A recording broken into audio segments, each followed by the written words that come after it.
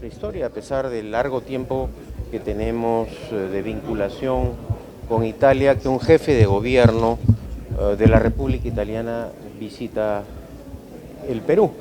Esa es una clara señal del excelente nivel de las relaciones bilaterales, pero además prueba una vez más el interés que existe a nivel internacional para que el país reciba más inversiones. Creo que los últimos pasos dados, tanto en el impulso que venimos realizando en la Alianza del Pacífico conjuntamente con Colombia, México y Chile, y además el reciente acuerdo para incorporarnos al TPP, que ha tenido gran repercusión internacional porque es el acuerdo comercial más grande del mundo, que abarca el 40% del PBI a nivel internacional, muestran a un Perú activo y emprendedor en el campo económico. Además, no hay que olvidar que la reciente reunión del Fondo Monetario Internacional y del Banco Mundial realizada en nuestro país ha confirmado que a pesar de la crisis económica internacional, el país sigue creciendo y en ese sentido esta reunión con un grupo de importantes empresarios italianos es prueba de ello. Ministro, permítame cambiar un poco de asunto, estamos en vivo para TV Más Noticias. Ya se ha oficializado el tema de los ascensos militares y bueno, pues se ha confirmado que 4 generales han ascendido a generales de división. La polémica estaba, usted lo sabe, en las últimas semanas porque pertenecen a la promoción del presidente de la República. Sobre eso yo quisiera mencionar lo siguiente. La polémica siempre ha existido sobre cuál es el procedimiento que se debe emplear para los ascensos a generales y almirantes. No hay que olvidar que bajo la vigencia de la Constitución del 79, era el Senado de la República el que ratificaba los ascensos a generales y almirantes. Y luego del golpe de Estado del 5 de abril del año 92, cuando se discutió el nuevo texto constitucional, se señaló que era un mecanismo de la ratificación senatorial que politizaba los ascensos. Y por esa razón se le quitó ese poder a los parlamentarios de no intervenir en el proceso de ascensos. Hoy, años después, vemos que los parlamentarios, vía las citaciones o a través de las polémicas públicas, les interesa de alguna manera dar sus opiniones políticas. Entonces, en ese sentido, yo quisiera resaltar 2 aspectos. Con la modificación de la Constitución y de las leyes, es cada comandante general del Ejército, de la Marina y de la Fuerza Aérea el que presenta la propuesta con los nombres al ministro de Defensa de los señores oficiales que van a ocupar estos cargos. No es el ministro de Defensa quien a dedo designa a los que son los candidatos a ascender. Y luego, esto dentro del marco jurídico existente, es sometido a la consideración del ministro de Defensa y posteriormente al presidente de la República, quien es el que tiene la potestad. En el caso específico al cual usted se refiere, es por tercera vez que se viene, es decir, por tercer año consecutivo, que se viene aplicando esta normativa. Entonces yo me pregunto, si esta norma se aprobó hace 3 años y se ha venido aplicando, ¿por qué ahora resulta ilegal o antitécnica? O aunque algunos dicen que no es ilegal, porque ciertamente no es ilegal, es absolutamente jurídica la propuesta de ascenso realizada, ¿no? Ministro, buenos días. Sí, buenos días. Lo que se cuestiona, por ejemplo, es que de acuerdo a revisión de años anteriores, solamente ascendían 2 generales por promoción. En este caso son 4 los que han ascendido y son de la promoción del presidente Humala. Segundo, lo que se cuestiona también es ahora qué puede pasar más adelante. Carlos Tubino ha dicho hoy, por ejemplo, que con estos ascensos se va a utilizar a las Fuerzas Armadas para favorecer la campaña electoral y básicamente a quien postule por el Partido Nacionalista. ¿Qué opina sobre esto? Bueno, yo creo que en este caso el congresista Tubino, al haber lanzado un cargo tan serio, debería presentar evidencias o pruebas, ¿no? Porque ya acusar que el ejército va a participar en un fraude electoral constituye un hecho de suma gravedad. Entonces, en ese sentido, además él formando parte de las Fuerzas Armadas, porque es un almirante en retiro, debería dar unas indicaciones. Yo creo que eso es afectar el honor y la trayectoria de profesionales. ¿Por qué se dan un mayor cambio a nivel del ejército que en la Marina y en la Fuerza Aérea? Porque precisamente el ejército está en una acción permanente en la zona del Braen y se han producido algunos casos en los cuales algunos generales han pasado al retiro debido a cuestionamientos que en algunos casos hacen los propios parlamentarios o la prensa. Entonces se han producido esos cupos. Ahora, hay otros oficiales, como el general Quiabra o el general Mora, o el propio almirante Montoya el día de hoy, que dicen que son ascensos que han sido aplicados conforme a ley.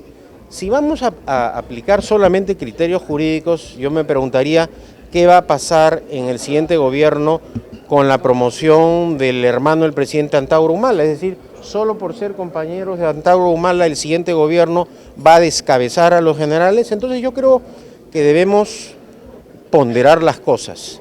El actual gobierno no ha dado ninguna señal totalitaria de amenaza ni de utilización del ejército con fines políticos partidarios. El ejército ha cumplido una labor de pacificación encomiable en la zona del Braen. No hay que olvidar que hace 3 años el gobierno del presidente Humala recibió la zona del Braen prácticamente bajo el control de los rezagos de Sendero Luminoso. Hoy en día esa situación ha cambiado gracias a la determinación política del presidente Ollanta Humala y de la acción heroica del ejército. Me parece, por lo tanto, temerario, repito, acusar a algunos señores generales sin prueba alguna que se prestarían a actuar en elecciones. Yo tomo eso como una cuestión meramente electoral.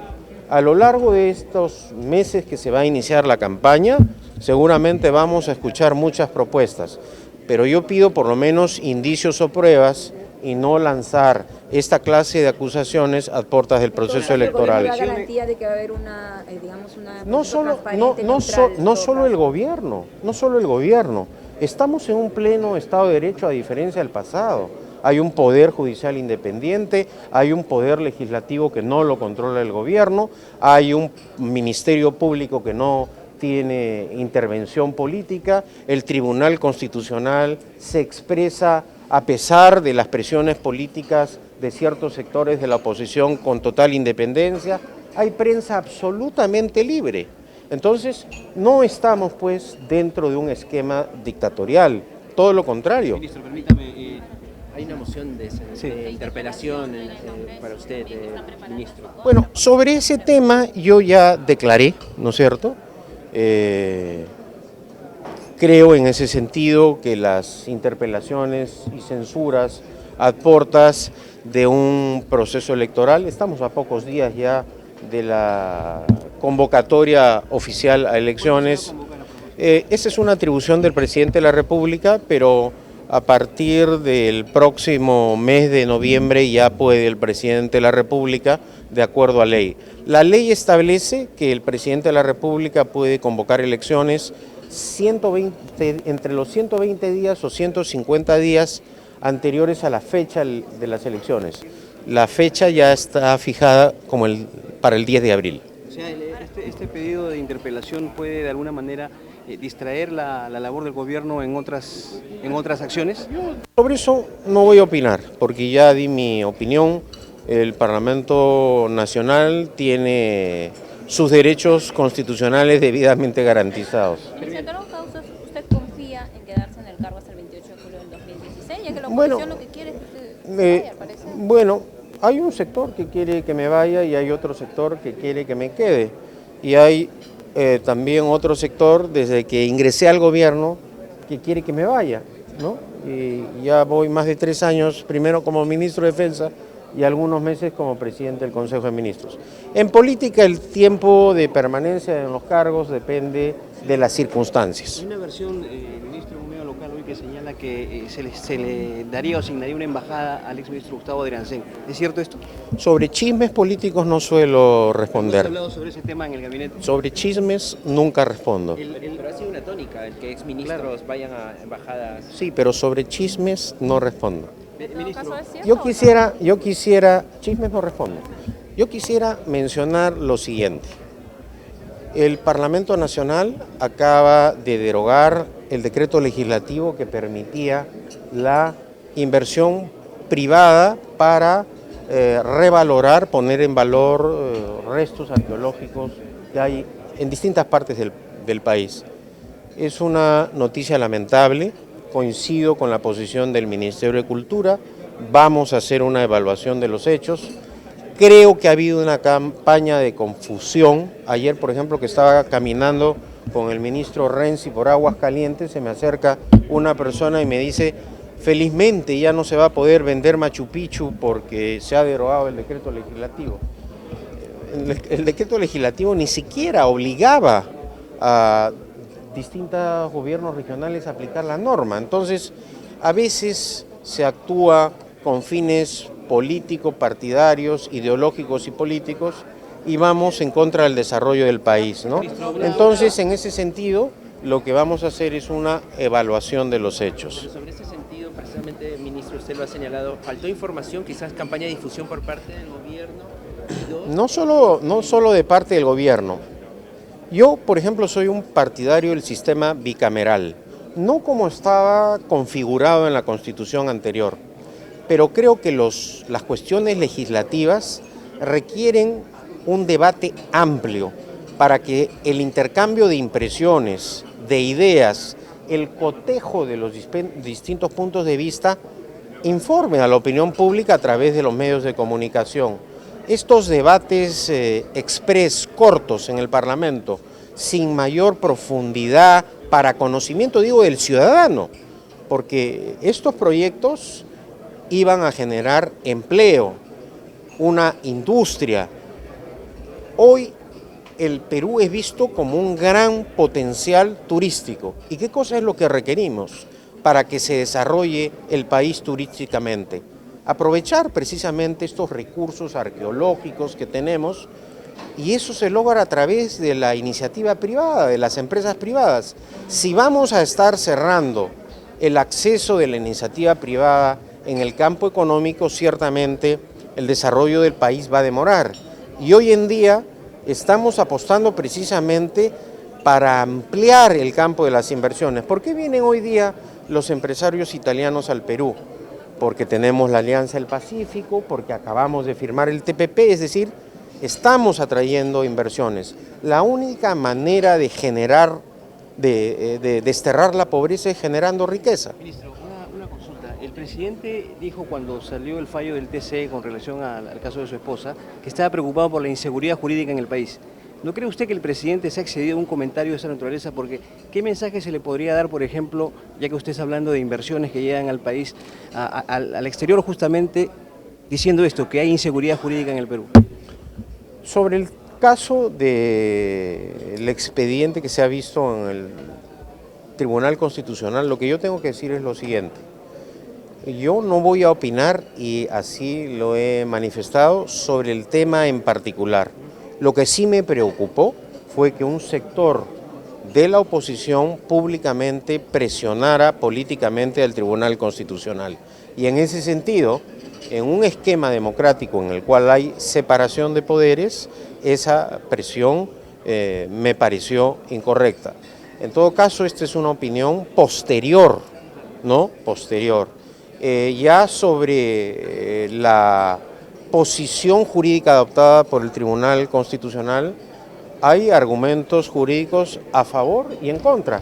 Vemos que una voz autorizada, acaso uno de los constitucionalistas más importantes del país, como Domingo García Belaúnde, no está de acuerdo precisamente con la posición jurídica del Tribunal Constitucional. ¿En todo caso usted cree que este fallo se ha dado por presión de la oposición? Eso lo dejo para que la ciudadanía juzgue y libremente se forme su criterio. Yo me refería básicamente, perdón, Premier, al comentario del presidente. O sea, no es un mal mensaje al al exterior? Yo lo que digo es que respeto la opinión de todos. El presidente de la República es el que personifica a la nación y debe expresar en el momento que él lo determine conveniente, sus posiciones políticas, y eso es lo que ha hecho el presidente de la República.